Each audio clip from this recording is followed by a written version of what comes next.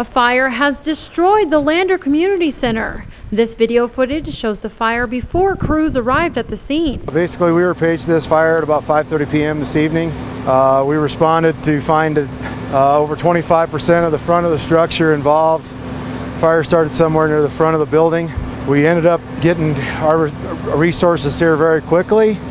We also got many resources from Hudson, Fort Washakie, Lander Rural, also Battalion 1 out of Riverton, as well as the Riverton City Engine. Crowds gathered around to watch a building that served so many purposes to the community go up in flames. We started attack from the front, eventually made our way interior after we got some of the stuff cooled down.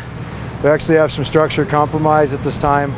We will not be doing any more interior attack on the community center right now. This man was working at the community center preparing it for an event when the fire started. He made the call to 911. And I got here about 5:15, and about 15 minutes later I noticed the fire out in the front area. I called 911 and I called them. The fire alarm went off in the building, and then I went outside, and that's basically about it. He said because of fire drill training at his other job, he knew exactly what to do. But there was one thing, however, he was not able to save. That's my pickup sitting out front, destroyed it. The more than 9,500 square foot building first began as the American Legion, then became the Elks Lodge, then the city of Lander purchased it, and the building became the Lander Community Center. It's obviously a big loss to the community. It's been here for a long time. I don't know exactly how long, but it's an old building. And with it being 4th of July week, it's booked really heavy. Relay for Life was in here today cooking all their stuff for tomorrow. From what we understand, everything was in there for that. And there's reunions all next week scheduled in here.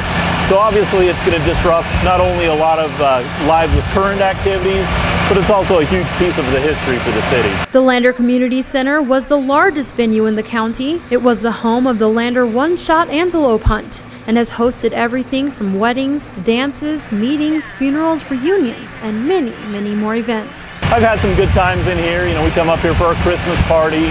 This is where I vote. So it was a bit emotional. You know, it's a big deal for us. No one was injured during the fire. As the smoke began to clear, the crews began tearing it down with the backhoe. A fire investigator will begin looking for the cause as soon as possible. And then as soon as it's safe for him to be around the building, he'll go ahead and do an investigation.